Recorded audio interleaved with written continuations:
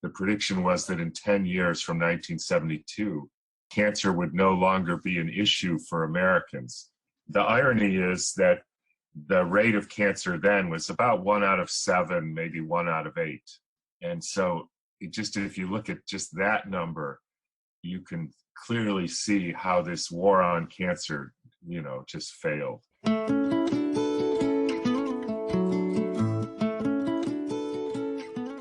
From the Weston A. Price Foundation, welcome to the Wise Traditions podcast for wise traditions in food, farming, and the healing arts. We are your source for scientific knowledge and traditional wisdom to help you achieve optimal health.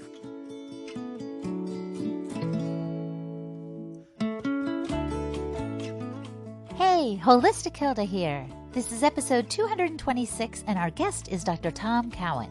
Dr. Cowan is the Vice President of the Physicians Association for Anthroposophical Medicine, and he's a founding board member of the Weston A. Price Foundation. He's the author of many books, and his latest is Cancer and the New Biology of Water. In the book, he challenges our approach to cancer over the past 50 years. Today, he explains what the approach has been exactly and why it has failed us. He unpacks how cancer develops, he explains cell structure and tumor growth, and he basically spends a lot of time turning old paradigms on their head, and he dives deep behind the science of cancer. He also gives us practical suggestions for what to do to keep our bodies balanced and well. Hold on to your hats because we are going to geek out with Tom Cowan, and it will be well worth the ride. Before we dig in, I want to remind you that there's a quick and easy way to learn the basics of the Wise Traditions lifestyle. It's not complicated, and it's entirely satisfying and gratifying to eat and live as our ancestors did. So click on the link for the free 7 easy lessons in the show notes. And a shout out to our sponsor, Ancestral Supplements. This episode is brought to you in part by grass-fed liver and bone marrow by Ancestral Supplements. Ancestral Supplements makes New Zealand-sourced nose-to-tail organ meats, liver, and bone marrow in simple, convenient gelatin capsules. I take the liver every day, and I love it. So check them out at ancestralsupplements.com to see what they can do for you. Ancestral Supplements, putting back in what the modern world has left out. This is Holistic Hilda, and you're listening to Wise Traditions. Welcome to Wise Traditions, Tom. Thank you for having me on your show again. I noted in your book that you mentioned an article from Newsweek from 2018 that said that today 1 in 3 people will get cancer during the course of our lifetime. That's an alarming statistic. Yeah, I mean, you get all kinds of statistics. I've heard anything from 1 out of 2 to 1 out of 4. I guess it depends which types of cancer, like whether you count skin cancers or whatever. But the irony of this is, I keep referring in the book to the inauguration or the founding of the war on cancer in 1971, 72. And, the prediction at that time was that now that we knew the cause of cancer, we would be able to devise strategies to prevent and treat it within 10 years. The prediction was that in 10 years from 1972, cancer would no longer be an issue for Americans. The irony is that the rate of cancer then was about 1 out of 7, maybe 1 out of 8. And so if you look at just that number, you can clearly see how this war on cancer, just failed. Absolutely. And so is it that we need a new approach? Like, why is it taking over? Why is it spreading at such an alarming rate? Well, yes, we need a new approach. And that was sort of what I wrote the first part of the book about. The whole idea that we found the cause and now we know what to do about it turns out to be basically in error. As my editor proposed to me, we put in the line, we bet the farm on a theory. The theory was wrong, and now we don't have a farm. Yeah, I saw that in there. So that theory was that if we could identify the genetic mutation that causes cancer, then we can address it. Correct. In 1971, we discovered something called oncogenes, which means genes that cause cancer. The official name is the somatic mutation theory, because somatic refers to humans have 46 chromosomes. Each species has their own unique number of chromosomes. They're always in pairs. There's somatic chromosomes, and then there's sex chromosomes. So in humans, that's an X and an X, which is girls, and an X and a Y, which is boys. So the other 22 pairs are the somatic chromosomes. The original theory of the oncogene or somatic mutation theory was a particular type of cancer, let's say prostate or breast or pancreatic or whatever, had a unique mutation in one of those chromosomes. And every case of prostate cancer had the same mutation, and that's what caused prostate cancer. The alternative was that the mutations were not specific to the type of cancer. In other words, there wasn't a prostate cancer mutation, but it was specific to that person's cancer. So every cancer cell in a person with prostate cancer would have the same mutation, which might be different than the next guy with prostate cancer, et cetera. But those were the two, foundational principles on which this whole endeavor was formulated. And when I say endeavor was formulated, I mean the trillions of dollars of cancer research, cancer institutions, cancer therapy, new drug development, and on and on and on that has gone into this. My understanding is it's probably the second biggest project that human beings have ever undertaken after war. So war is number one. Finding the cancer cure is number two. The problem is 40 years later, and this was highlighted by an oncologist who gave the keynote address at the American Oncology meeting. If you look at every individual with prostate cancer has completely different mutations, and every person in their own tumor. So cell A has, 3 mutations. Cell B has 6,428 mutations. Cell C has 103 mutations. Every cell is different. Every cancer from one person to another is different. And as he said, if somatic mutations are the cause, we're never going to be able to do anything about it because it's so complex that there's no way to make any sense out of this. Is that the farm that we're still buying? Like, does the cancer fighting industry still think that's the way to approach it? Yes. Billions and billions and hundreds of billions of dollars. They're almost all of them devoted to finding the next somatic mutation and hoping that's the one. The irony is after 40 years and trillions of dollars, most of the therapies that people do for cancer have nothing to do with somatic mutations. They just do surgery, radiation, and chemo that kills cells. Has nothing to do with it. There's about 3% of the current oncology treatments have anything to do with oncogenes, which we're talking about. It's like somebody invests $3 trillion in making a new product, and after 40 years, you say, "What do you got for me?" The guy said, "Well, nothing." Right. And as I think you pointed out in your book, the success rate of these therapies, the surgery, chemo, and radiation is not very helpful, not very promising. Well, and specifically, the surgery and the radiation is sort of different. Those are just basically cutting and burning out tumors. So, but the most of this effort has been towards chemotherapy or developing, medical agents for treating cancer.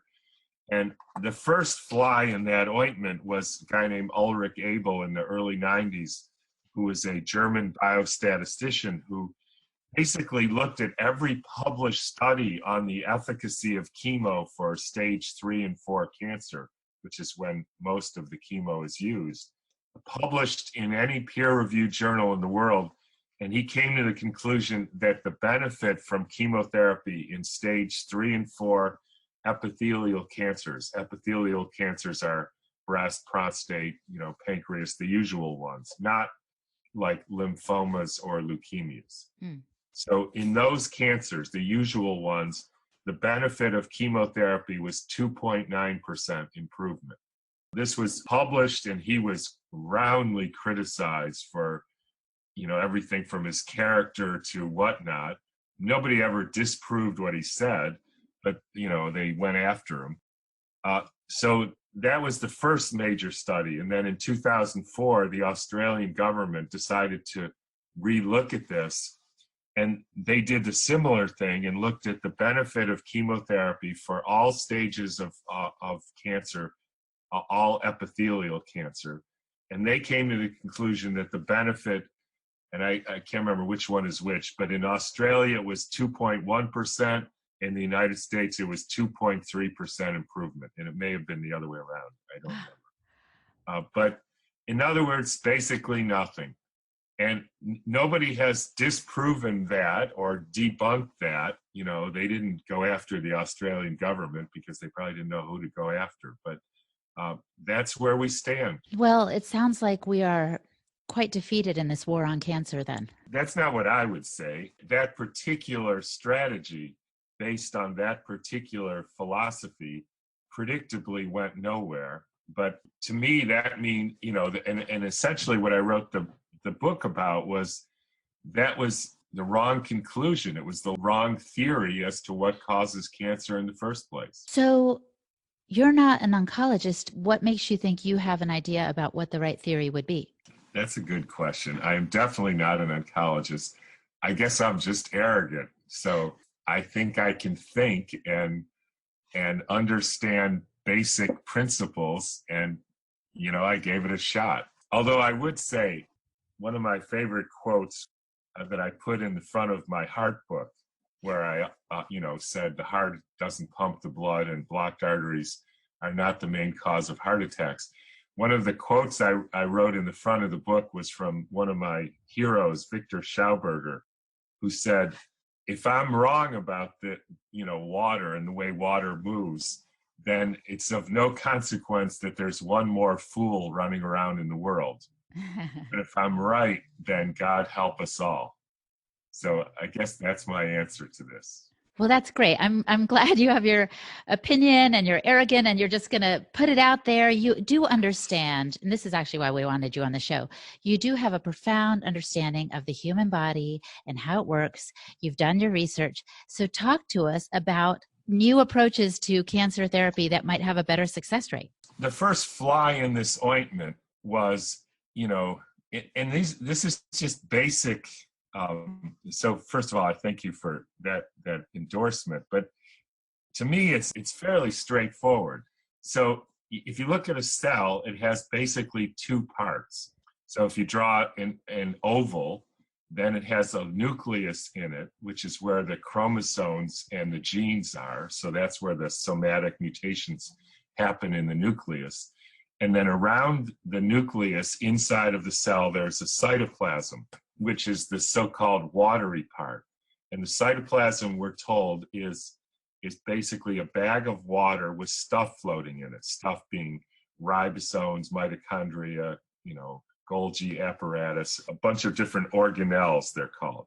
So those are the two parts of the cell, cytoplasm and nucleus. So as I referenced in the book, this has been done about 8 to 10 times. The references are all in my book, where people took two normal cells, and they can actually transplant the nucleus of one cell into the other cell.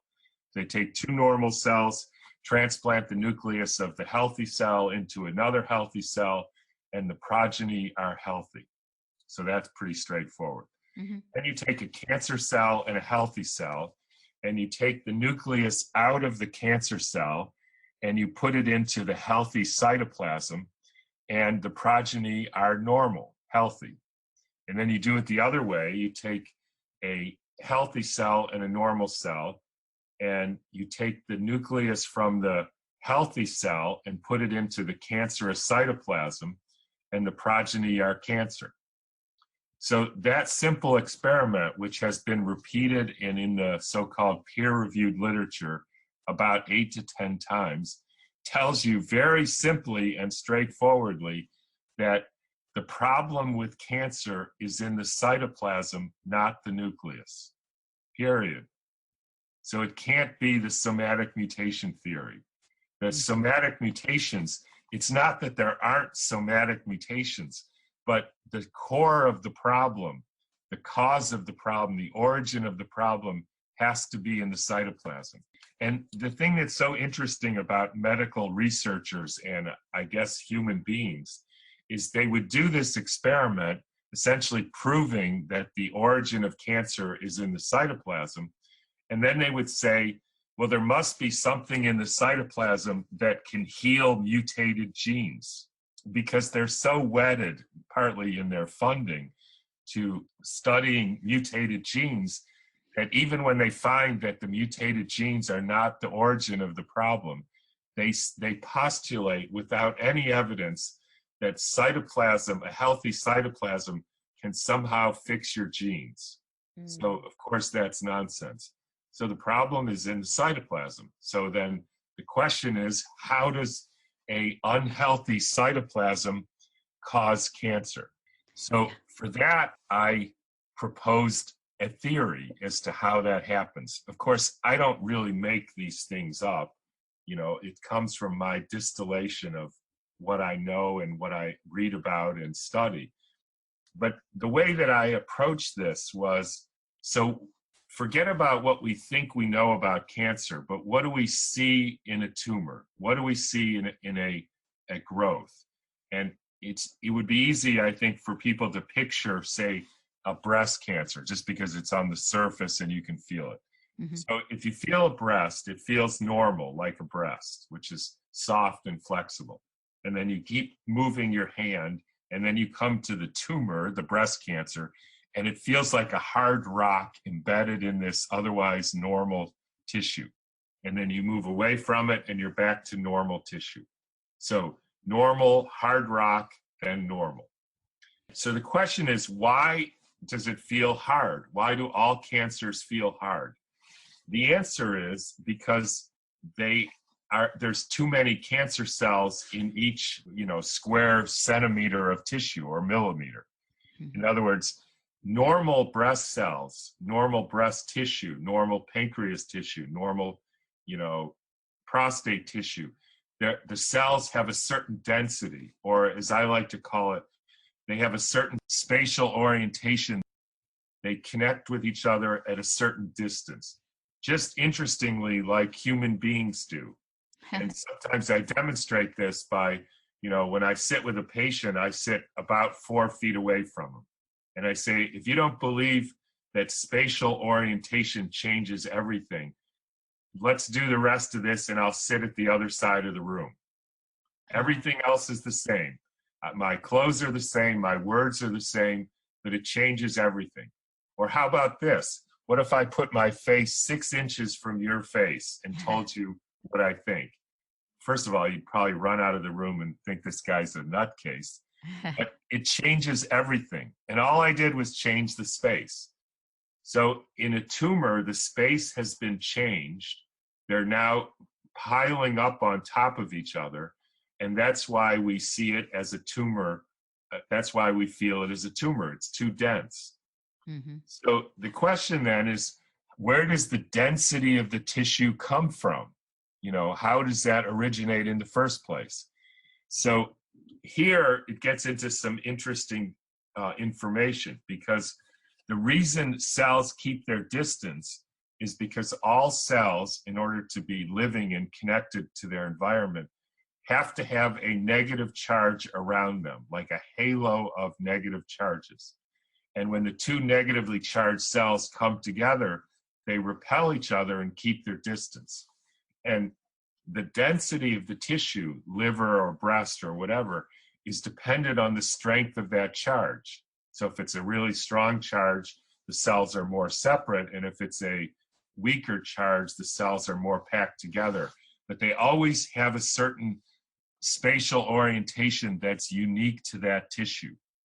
In cancer cell, that spatial orientation is lost. There's no negative charge around the cell. The cells therefore clump together and lose their connection to the whole, and that's what we call cancer. Coming up, Tom discusses that protective halo-like negative charge that needs to be around the cell to maintain its health and balance. He explains how it comes from the appropriate distribution of sodium and potassium ions in the cells. This, he says, is the charge of life, the energy of life. You're listening to the Wise Traditions podcast from the Weston A. Price Foundation. We pause now to recognize our sponsors. We have a simple way to learn more about the Wise Traditions lifestyle so you can have it at your fingertips at any time. There are 7 easy lessons available for free on our website. We kind of encapsulate what the principles are about so you can read about the basics and keep them handy. So sign up for them using the link in the show notes and enjoy. They are our free gift to you. And this episode is brought to you in part by grass-fed liver and bone marrow by Ancestral Supplements. Ancestral Supplements makes New Zealand-sourced nose-to-tail organ meats, liver, and bone marrow in simple, convenient gelatin capsules. Beef liver and bone marrow are the most effective foods to support health and wellness. These traditional foods were, and still are, fundamental to our biology. It's incredibly insightful to see how animals in the wild instinctively go for the liver and the bone marrow first, leaving the muscle meats for the birds. Even then, birds will be caught taking marrow bones high into the sky and dropping them onto the rocks in order to gain access to the inside. Liver and bone marrow provide concentrated amounts of vitamin A, choline, folate, B12, copper, heme iron, and fat-soluble activators that are now absent from the modern diet. This nourishment is known to support methylation and fundamental health. Visit ancestralsupplements.com to see what they can do for you. Ancestral Supplements, putting back in what the modern world has left out. This is Holistic Hilda, and you're listening to Wise Traditions. I've talked to a lot of experts about our need for this negative charge, this energy that helps our cells and mitochondria, which are the engines in the cells, to function properly. So where can we get that negative charge that our body so desperately needs? Right. That negative charge is part of something that has been of interest to, scientists, doctors, biologists for hundreds of years, because the charge comes from the distribution of sodium and potassium across the membrane. And let me flesh that out a little bit. One of the central conundrums of biology and mammalian, human biology in particular, was we live in a sodium-rich environment, a salt-rich environment, yet the inside of our cells is low in sodium and high in potassium. And that distribution, low sodium inside, high potassium inside, high sodium outside, low potassium outside the cell, that creates the charge. Everybody agrees with that. So the question is, how does that come about? And one of the biggest achievements in medical research and biology and science was they discovered there's a sodium-potassium pump in the membrane that pumps the sodium out and the potassium in. That distribution of charge of ions, sodium, potassium, creates the charge, which is the charge of life, is the basic energy of life. Low sodium, high potassium inside the cell, and high sodium, low potassium outside of it. Is that right? That's right. Okay. It comes because of this pump. Okay. And then years ago, I read this book by a guy named Gilbert Ling, and he did a very simple experiment. He did it for 20 years, where he measured the amount of ATP, which is the so-called, but incorrectly called, energy of the cell. And he discovered that in order to do this pump, you would need 30 times the ATP necessary to run the entire cell, just to run the pump. In other words, the pump, there is a pump, you can actually see it in some ways, but it's like a backup generator. It is in no way what causes this distribution. That fundamental tenet of biology is simply incorrect. So the question then is, what does cause this change of, this distribution of sodium potassium? Ling was also able to demonstrate that is the reason for that distribution is because all of the water in the cell is not in liquid water as we're told, but in a form of a crystalline gel. This crystalline gel has a certain matrix size. In other words, like a mesh size. It's like mosquito netting on your window. Mm. And the mosquito netting has to be big enough to let the air in and small enough to keep the mosquitoes out. Otherwise, it doesn't work. So the mesh in our cytoplasm, which is a mixture of proteins and water and ATP, which I can get to in a minute, is of a certain size. This is the sort of miracle of life. Mm-hmm. Water forms crystalline gels, which by themselves attach to potassium and exclude sodium. There's no energy required except the energy of making the gels. And there, once the gels are made, it attaches to potassium, excludes sodium, creates the charge, and that's how any cell gets its energy. That's how any cell gets its voltage. That's how any cells become alive. That's how any cell connects to the other cells. And that's the secret of life. And I just want to finish with one thing. So you could say, well, Tom, how do I know that? Mm-hmm. I mean, I know it from the studies of Ling and others now. But here's another way I know that. When an oncologist or any doctor wants to look for cancer, they do an MRI. That's one of the tests. So the question is, what does an MRI measure? And I didn't know that. Hardly anybody knows that. They just say, well, it measures the tumor or something. Mm-hmm. But it turns out that an MRI measures something called the relaxation phase of water in the cells. That is an intimate measurement of how crystalline or gelled the water in your cell is. When the relaxation phase increases, that means the crystalline gel is being distorted or dissolved or hardened. And that tells you that that's a cancer cell. So the very thing that we measure to determine whether this tissue is a tumor or not is actually the property of the crystallization of the water. Okay, so I'm absorbing this, no water pun intended. I'm absorbing what you're saying. And so it's great that you've identified, along with, Ling and others, you've helping us all understand that we need the water to not crystallize. Is that right? Do we need the water to remain flexible and fluid so that our cytoplasm functions properly? The question is how we get it there. Right. I think the better way to say it is the water in our cytoplasm is in the form of a crystalline gel. Okay. The more perfect the crystalline gel is, the better our health is.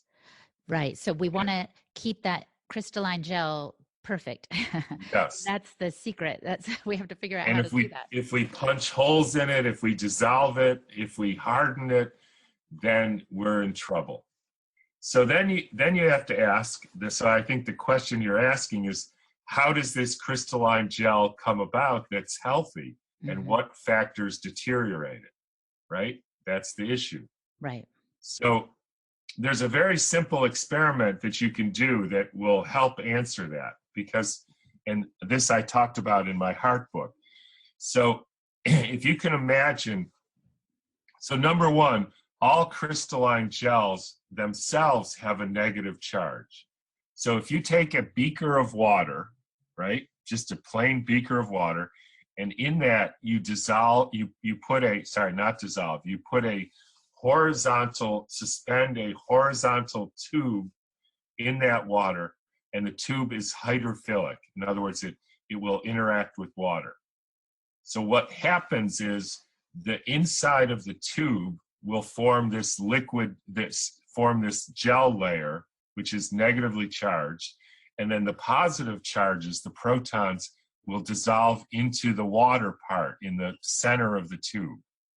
The protons, they repel each other and start flow.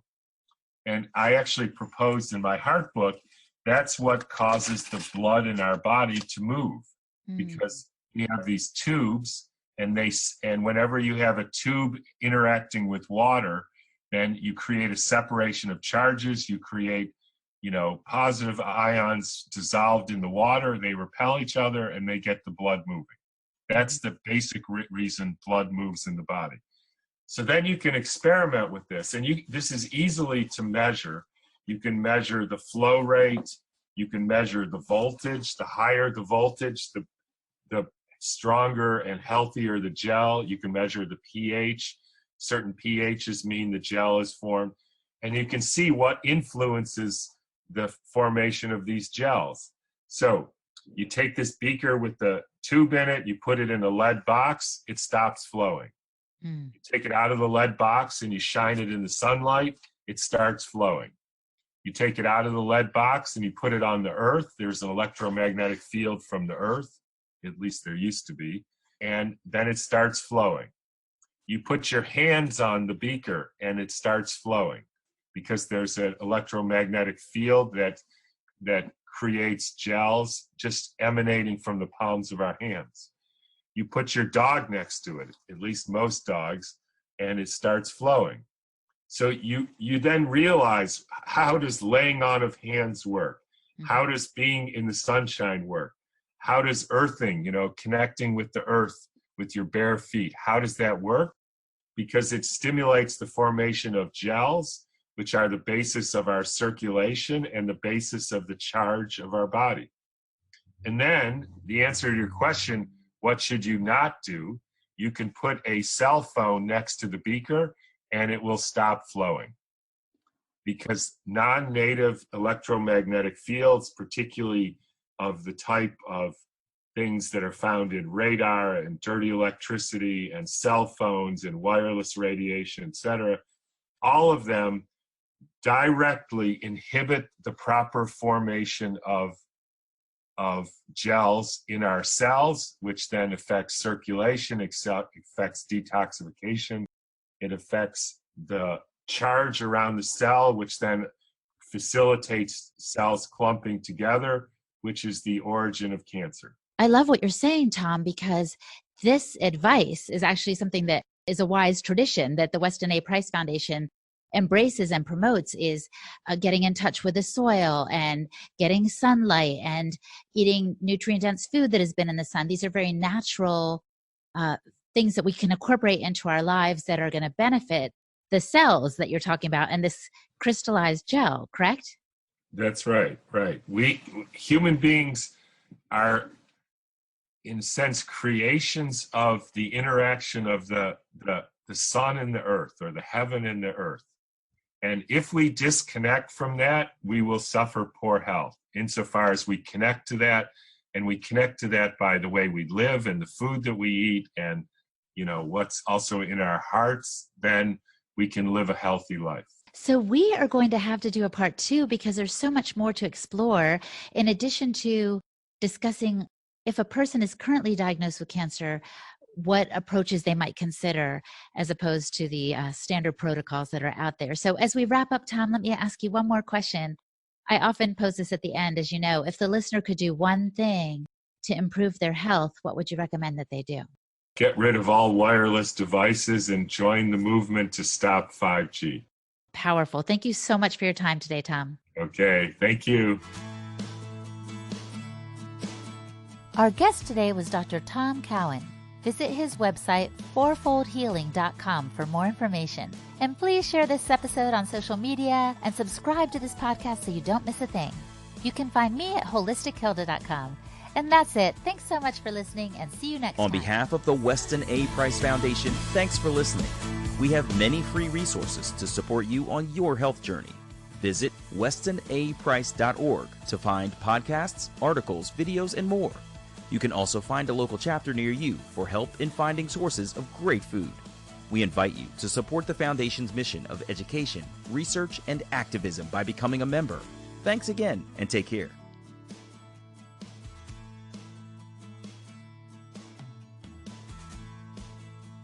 Wise Traditions is a project of the Weston A. Price Foundation for wise traditions in food, farming, and the healing arts. The content on this podcast is provided for informational purposes only and is not intended to substitute for the advice provided by your doctor or other healthcare professional. It is not intended to be, nor does it constitute healthcare or medical advice.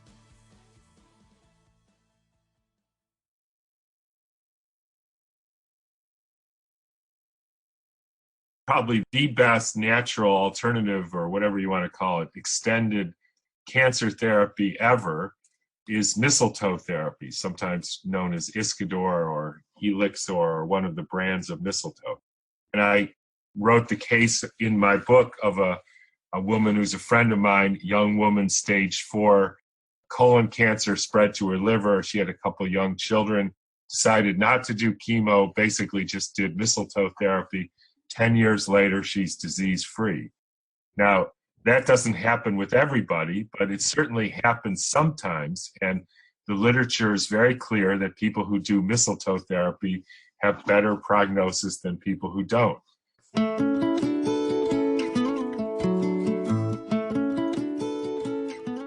From the Weston A. Price Foundation, welcome to the Wise Traditions podcast for wise traditions in food, farming, and the healing arts. We are your source for scientific knowledge and traditional wisdom to help you achieve optimal health.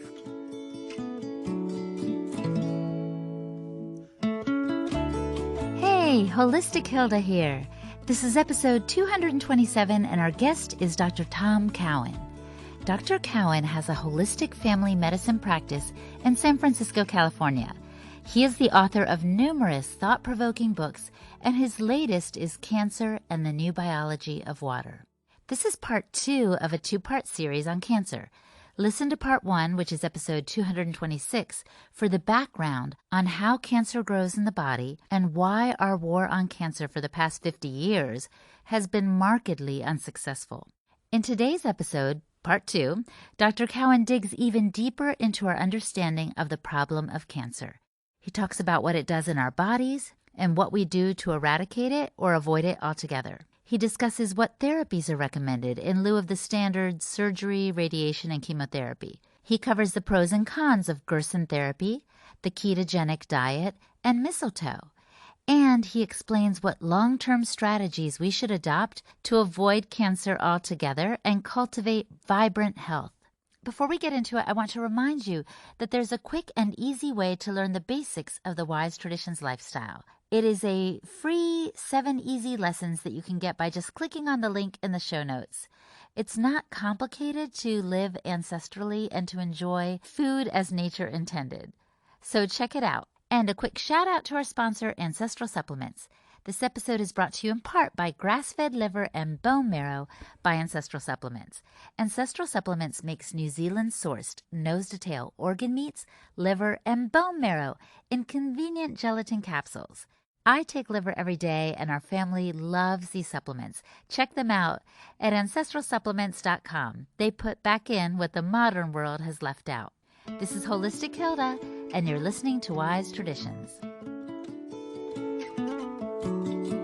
Welcome back, Tom. Welcome to Wise Traditions. Thank you. Thank you for having me again. On this episode, we want to talk about the therapies that you highlight in your book for a new way to approach cancer. Okay. So, in other words, we talked last time about the standard protocol of surgery, radiation, and chemotherapy. Surgery and radiation being those that kind of get rid of the tumor that's currently in the body, and chemotherapy promising the hope that they might be able to eradicate any future cancerous cell growth, right? Right. So what therapies do you recommend in lieu of this? Can we just go through some of those that you mentioned in your book? One of the ways I approached this was, because I also have a long history of observing or, helping people do all different kinds of therapies. So the thesis of this is, number one, the problem of cancer lies in the cytoplasm.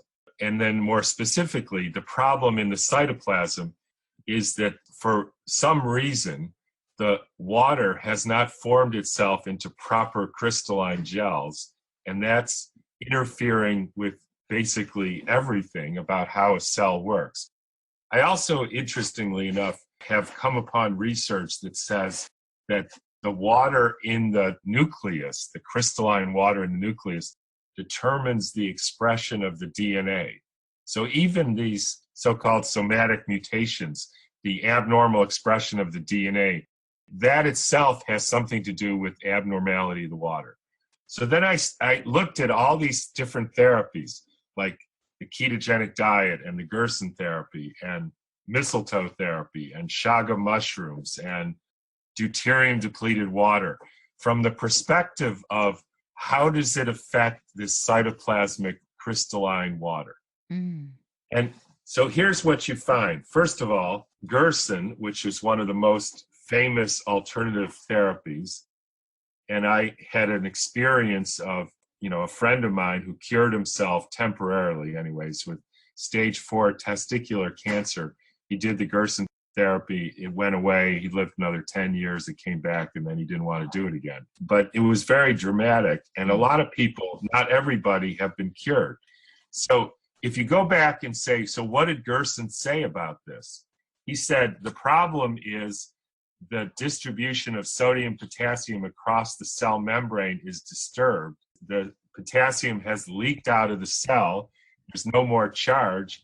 And so I'm going to give you a very high potassium, low sodium diet, and that's going to fix it. That's exactly what I'm saying.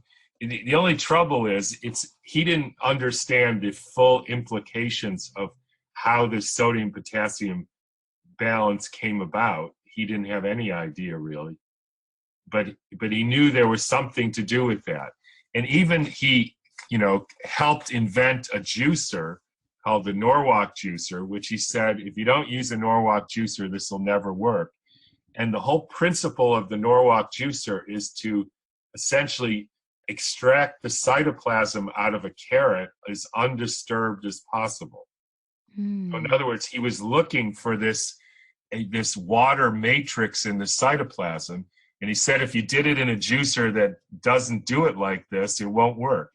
So even though he didn't have a full grasp of the whole theory behind this crystalline water gel, like he still got part of it right. And so he got part of it right. Can you explain the Gerson therapy for those who are unfamiliar with it? I know it has to do with a lot of vegetables and fruits, right? It's basically a vegan diet with a lot of carrot juice and coffee enemas, and every 2 hours they drank fresh liver juice, which is why it's actually not a vegan diet. He basically chose foods based on their potassium and sodium content.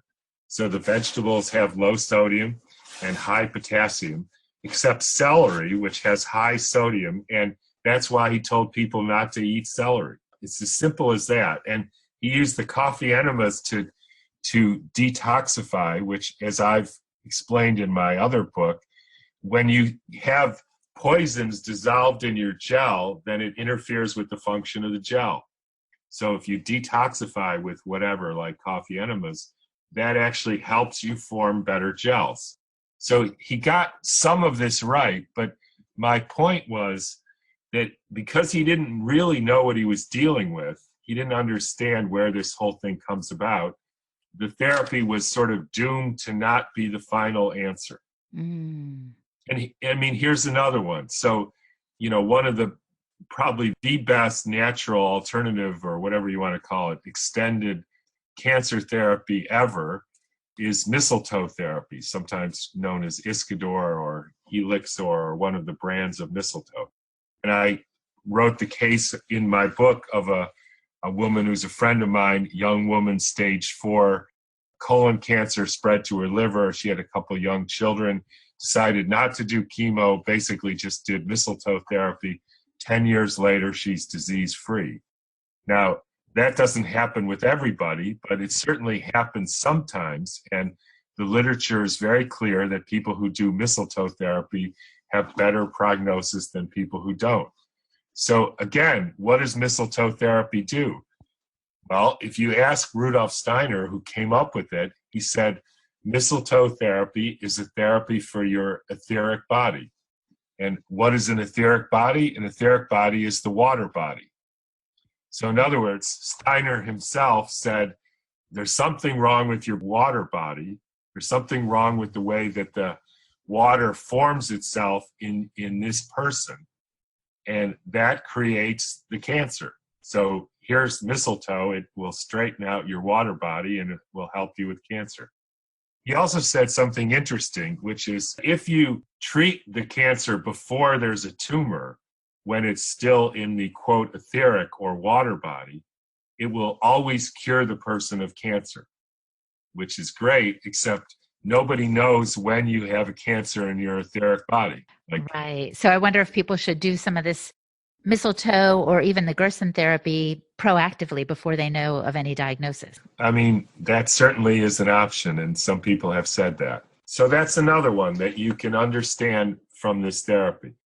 And then you get into something like deuterium depleted water, which, what's so interesting about this, and I wrote about this in my book. So here you have a study published in, a standard peer-reviewed oncology journal where they take identical people with prostate cancer, and one of them they give, standard care, and the other they give standard care, and the only thing different is they have them drink deuterium depleted water. And the outcome is basically the people live twice as long at any stage of prostate cancer. And then they did it for breast cancer, and they basically live 2 to 3 times as long.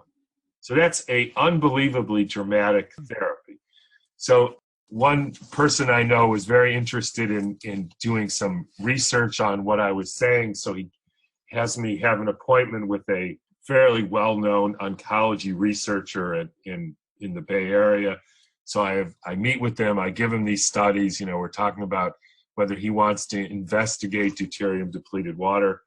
And he says, so how does this work? And so I explained a little bit of my theory, and he says, yeah, but we know that it's the oncogenes that cause this. So there's no way, there's no mechanism that shows how deuterium depletion affects oncogenes, which as far as I know, there isn't. So I'm not interested in this therapy. In other words, he and the whole establishment is so wedded into their theory that even when they have a result that they can't explain, I said, well, how do you explain the result? He says, I can't. And that's the end of it. There's no more curiosity. There's no more, well, maybe we're wrong here or anything like that. It doesn't fit our theory, so I'm not interested. And that's where we're at. Wow. That's discouraging, but you are still getting the word out about these alternative therapies for those who have open minds. Well, you could say open minds. I mean, what's so interesting about this, I just heard about another oncologist from England who has written, I think, a kind of a best-selling book about basically cancer therapy, chemotherapy has failed. And you have people who are in the end of cancer, they go to the oncologist says, yeah, this probably won't work very well, but this is all we got. And so they do it. And it makes their life miserable. The chemotherapy, like they say, they'd rather be dead than do this stuff. But they do it anyways. And you think, why do they do that? Why do they not look into something different? And one of the answers came, a friend of mine was talking to her friend whose husband was a medical doctor. He has, end-stage cancer. They tell him there's nothing they can do about it. And she says to him, why don't you investigate alternatives? Why don't you do something different? The answer was because it would ruin his worldview. He's basically spent his whole life believing in a certain way of thinking, and that's all he has. That's all we have these days. Unfortunately, it's wrong. Yeah, and would you rather have your worldview ruined and keep living, or? Yes, and that's the choice. Most people would rather hang on to their worldview than live. So fine. I mean, that's their choice, I guess. Coming up, Tom discusses why the keto diet is a recommended therapy for fighting cancer, and he also offers us some long-term strategies to maintain our health. You're listening to the Wise Traditions podcast from the Weston A. Price Foundation. We pause now to recognize our sponsors. Hey, we have a simple way to learn more about the Wise Traditions lifestyle so you can have it at your fingertips. We make available online 7 easy lessons for free on our website. We kind of encapsulate the principles so you can understand what they're about and have the basics handy. So sign up for them using the link in the show notes. The 7 easy lessons are for you to enjoy. They are our free gift to you. And this episode is brought to you in part by grass-fed liver and bone marrow by Ancestral Supplements. Ancestral Supplements makes New Zealand-sourced, nose-to-tail organ meats, liver, and bone marrow in simple, convenient gelatin capsules. Beef liver and bone marrow are the most effective foods to support health and wellness. These traditional foods were, and still are, fundamental to our biology. It's incredibly insightful to see animals in the wild instinctively go for the liver and the bone marrow first, leaving the muscle meat for the birds.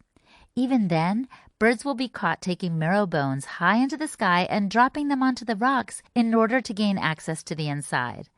Liver and bone marrow provide concentrated amounts of vitamin A, choline, folate, B12, copper, heme iron, and fat-soluble activators that are now absent from the modern diet.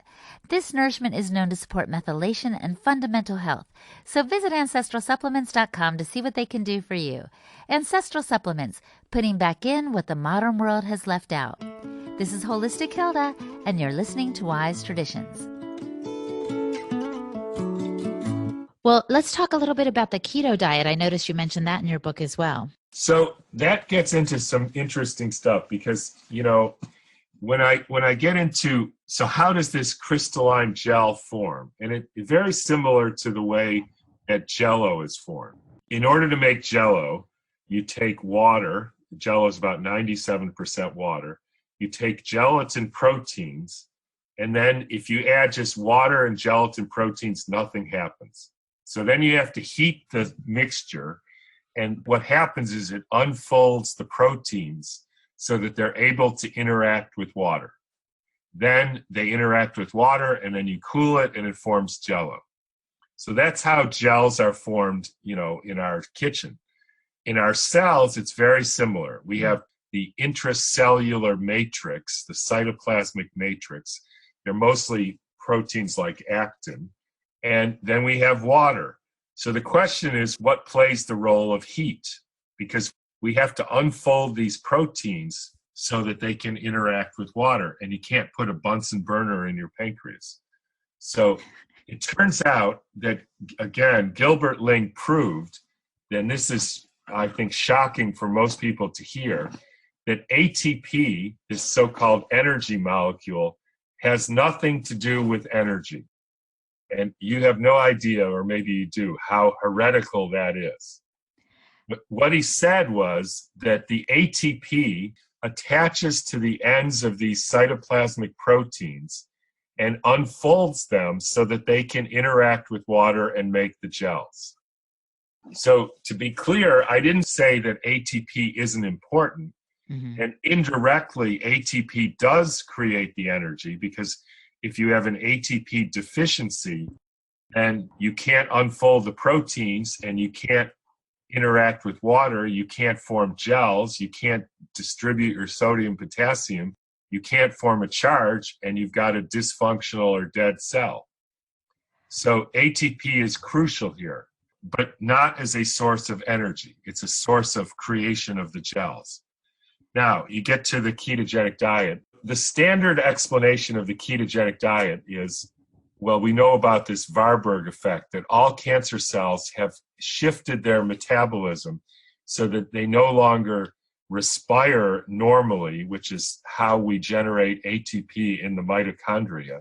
And something has happened, and they shift to a fermentation or glycolysis, glycolytic pathways, which are much less efficient in making ATP. So normal respiration, or oxidative phosphorylation, makes 36 ATP for every glucose, whereas glycolysis makes 2. Oh, wow.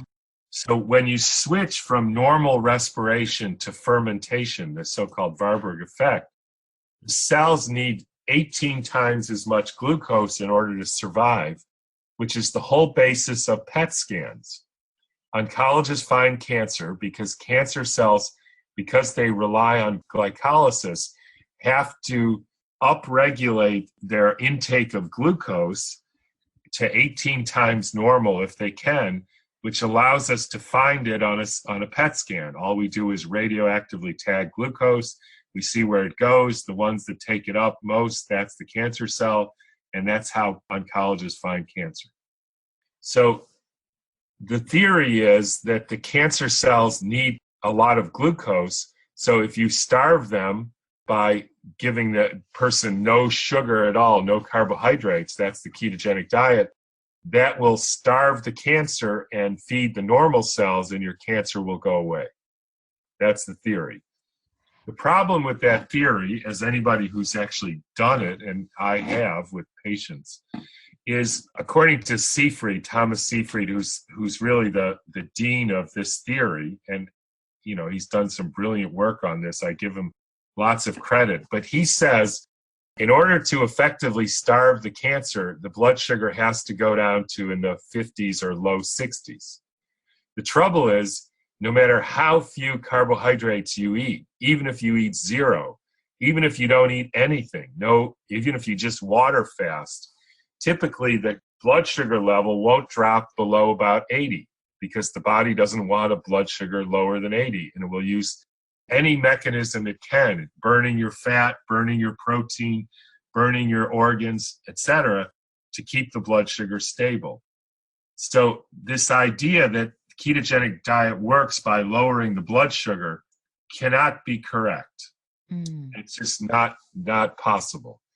I'm not saying it's not good for diabetics, because it is, and I'm not saying it's not helpful, because it is, but the mechanism cannot possibly be lowering the blood sugar. So what is the mechanism?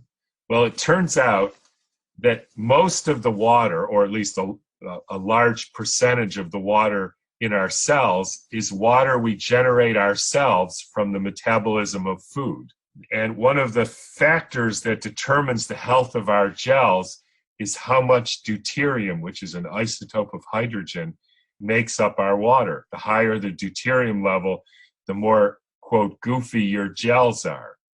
And it turns out that fats, because of their complex structure, cannot incorporate deuterium into their molecules, whereas glucose can. So when you switch from a glucose-based fuel to a fat-based fuel, exactly like, Nourishing Tradition says, you end up lowering the deuterium levels in your cells, which then helps you form gels properly and increases the efficiency of your mitochondria that make the ATP in the first place. And it actually heals the defect.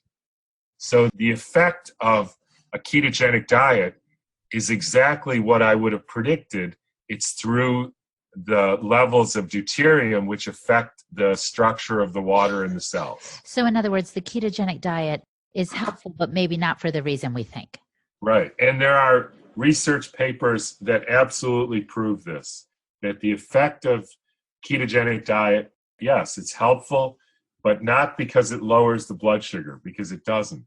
It changes the level of deuterium, which then allows you to form better gels and allows you to create energy in a more efficient way, because the deuterium interferes with these little motors in the mitochondrial membranes, and that's how it works.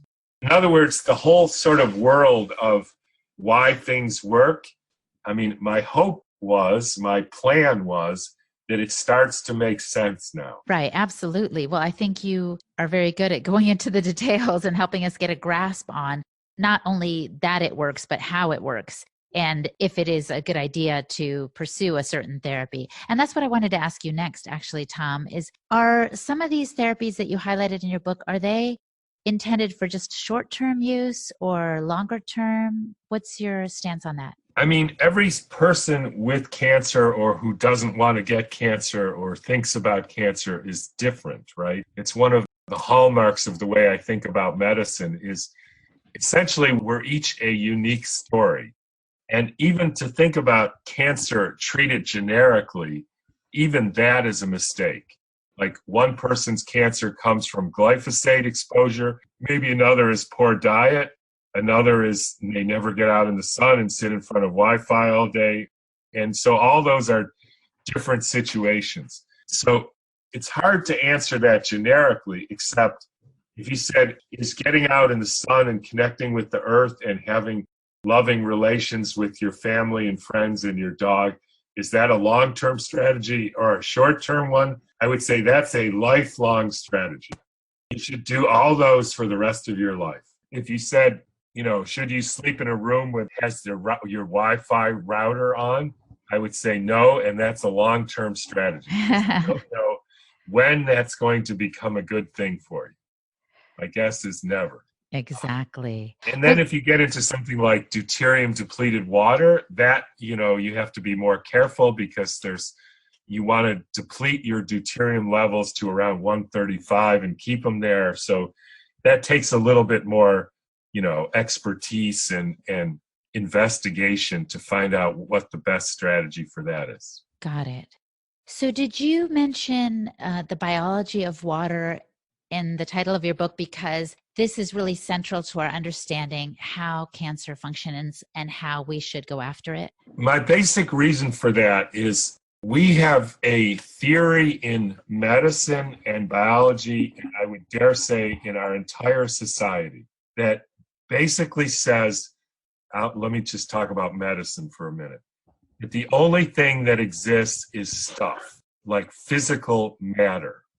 Now, even though if you actually look at physical matter, according to the physicists, and you have a nucleus and then you have an electron somewhere across the street, and most of it is just space, nothing. So how does this stuff that's made out of 99.9% space actually form a leg? I mean, nobody knows. And then they tell us that sometimes the stuff is actually like a particle, and sometimes it isn't even a particle, it's a wave which has no substance at all. And then they tell us that the thing that determines whether it's a particle or a wave is whether you look at it or not, or your consciousness, which is totally bizarre. So in other words, I'm a wave walking around unless I think I'm a particle, and then I'm a particle which is made out of nothing. The analogy that I like to make is we have a medical system that wants to understand the Mona Lisa, right? The most famous painting of all time. But the rules of engagement are you're only allowed to study the paint and the canvas. You're not allowed to ask, hey, I wonder why this guy painted this. You're not allowed to investigate anything that has to do with actually why he painted this. Now, I'm not saying he didn't use paint or he didn't use canvas. And it turns out Da Vinci was actually interested in the quality of his paints, which I don't blame him, because they have a certain relevance. But everything that's important about the Mona Lisa, it was in the mind and heart of Da Vinci. That's clear. But yet we are not allowed to study that because we don't acknowledge that it exists. The biology of water says the difference between stuff and life has to work through water. In other words, you take stuff that is under the influence of gravity and entropy, you mix it with water, you bring it into levity and more form, also known as negentropic force, and that creates life. Or as some people have said, the question isn't why the apple fell from the tree, but it's how the apple got up there in the first place. And we in medicine are not allowed to study that. That sounds like a bold and maybe dramatic statement, but it's absolutely true. We have no clue. We don't have any idea of what a living being is. And my whole thesis was the first point of that is you got to look at water, because without water, there's no life. Water is the medium through which these forces of levity and form, work and actually organize substance into living entities. Unless we get that, the whole situation is hopeless for understanding health and disease. Well, maybe this is why people in the alternative health and wellness space are pursuing things like, I don't know, Reiki and meditation and mindfulness, because they understand that there's more to these bodies than meets the eye. I guess that's part of what you're saying. Right. But what they often don't understand is that Reiki or energy healing fundamentally has to work through water. and you could say I keep beating this drum. The reason is because if you don't, and if you keep it into this, normal oncology places now, they're happy for you to do meditation and Reiki and things like that. The reason is they have their realm, which is so-called science, or as I like to say, the trouble with science is it's not very scientific, meaning they have this theory that we're just stuff. And then they say, okay, if you want to look into energy and all this sort of woo-woo stuff, you can do that over there and maybe it'll help and maybe it won't. It has nothing to do with our domain. And that's the trouble. And I'll tell you, that's what the mission of Rudolf Steiner was, is to start what he called spiritual science, which is the study of science, matter, and how that interacts with spirit or forces. And my point here is that if you look into it, it interacts through water. And so if you do Reiki and you keep it into I'm just into these forces and there's no connection with substance, it becomes not a threat because you're not threatening their worldview. And I would say, therefore, ineffective. You have to understand, we are in a time in humanity's evolution where we either understand this or it's not going to go well, because this is how life works. And we have to have the repercussions of not understanding this is people think they can download their mind onto a computer, because if there's no life, then what's the difference? And that's going to be a real problem. Wow, you've given us a lot to think about today. And I will put a link in the show notes so that people can access your book and some of the authors and resources you've mentioned. And I want to ask you kind of a different take here at the end instead of my usual question. What is one practical takeaway that you might have for someone who has just been diagnosed with cancer? Read my book. That's a little arrogant thing to say. It will give you an idea of the dilemma that you're facing. And then there are other things. You have to somehow, each of us is called these days to investigate our own hearts and minds and see what is right for us. And I would just invite everybody to do that as in as open-hearted way and as a questioning way as possible, because you may find that the conventional therapy that they're offering you may have an 80% cure rate for your situation, in which case that's probably something you want to do. On the other hand, you may find that the real improvement that you might get is minimal at a very high cost to yourself. And in that situation, I would ask yourself the question, is my worldview more important than my life? If it is, then do it. If it isn't, go somewhere else. Excellent, Tom. Well, thank you for that advice and for all your time today. We really appreciate you and look forward to talking to you again sometime. Okay, thank you. Our guest today was Dr. Tom Cowan. Visit his website to find his book and other resources at fourfoldhealing.com. And you can find me at holistichilda.com. And that's it. Thank you so much for listening, and see you next time.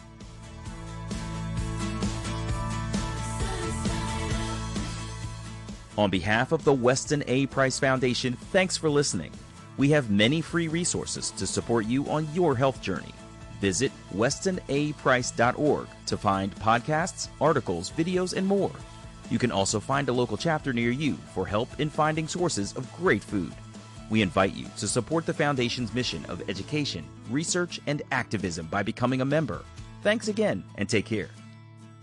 Wise Traditions is a project of the Weston A. Price Foundation for wise traditions in food, farming, and the healing arts. The content on this podcast is provided for informational purposes only and is not intended to substitute for the advice provided by your doctor or other healthcare professional. It is not intended to be, nor does it constitute healthcare or medical advice.